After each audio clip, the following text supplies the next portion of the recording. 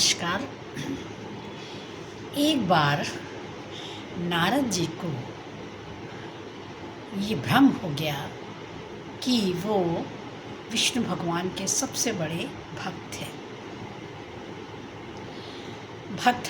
भ्रम हो गया या घमंड हो गया, तो उन्होंने इसका निवारण जानने के लिए वो सीधा बैकुंठ गए, भगवान विष्णु के पास।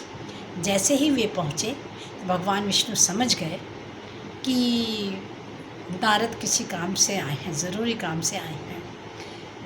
तो उन्होंने नारद से पूछा कैसे आना हुआ। तो नारद जी ने कहा, भगवान मैं ये जानना चाहता हूँ कि संसार में आपका सबसे बड़ा भक्त कौन है। नारद जी को ये था कि शायद उसका नाम लेंगे। तो भगवान ने कहा कि एक किसान। नारद जी बोले किसान, परीक्षा लेनी पड़ेगी। नारद जी ने विष्णु जी से कहा।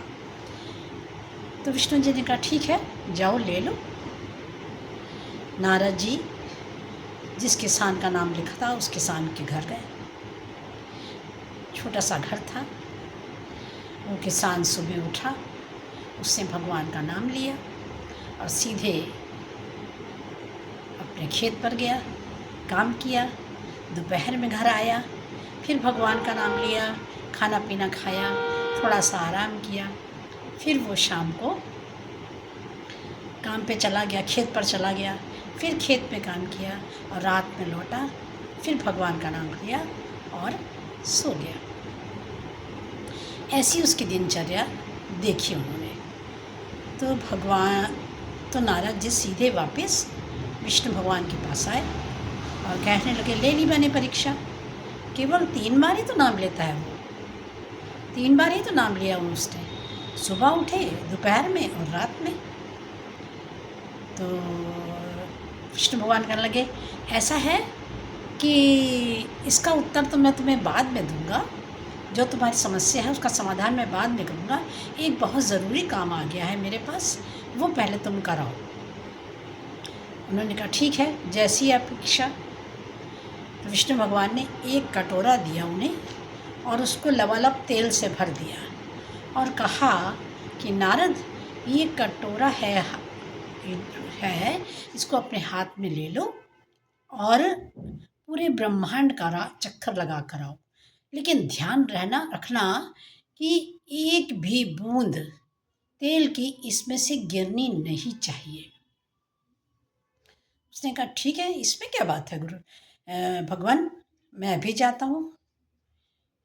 नारद जी चल दिए, पूरे ब्रह्मांड का चक्कर लगा कर आए और लौटे और बड़े खुश प्रसन्न कि एक भी बूंद तेल की नीचे नहीं गिरी।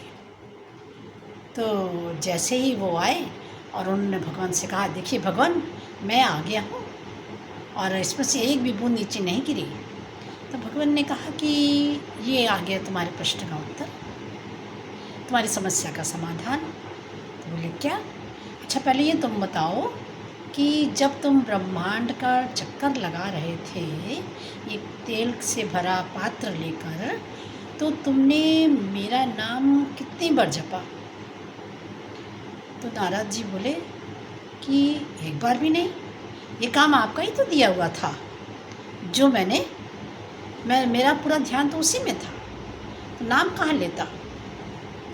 तो विष्णु भगवान मुस्कुराए और बोले, वो किसान, उसे भी वो जो काम कर रहा है फसल उगाने का, अन्न उगाने का, जिससे सबका पेट भरता है, वो भी मेरा ही दिया हुआ काम उसे है, मैंने ही वो काम उसे सौंपा है। उसके बाद भी वो कम से कम 3 बार तो मेरा नाम लेता ही है। अब बताइए, आप ही बताइए कि सबसे बड़ा भक्त कौन है। नारद जी मुस्कुराए और हाथ जोड़ दिए कि धन्य है प्रभु, मुझे माफ़ कीजिए। घटना इस प्रकार है। कहने का तात्पर्य है कि कर्म ही श्रेष्ठ है। जो भी कर्तव्य ईश्वर ने हमें सौंपा है मानुष जन्म देकर, उन कर्तव्यों की पूर्ति यदि हम निष्ठापूर्वक करते हैं और भगवान का नाम लेते हैं या नहीं लेते हैं, कैसे भी जपते हैं, बिना ढोंग के बिना पाखंड के भी जपते हैं, तो भी वो मान्य होता है, भगवान उसे स्वीकार करते हैं।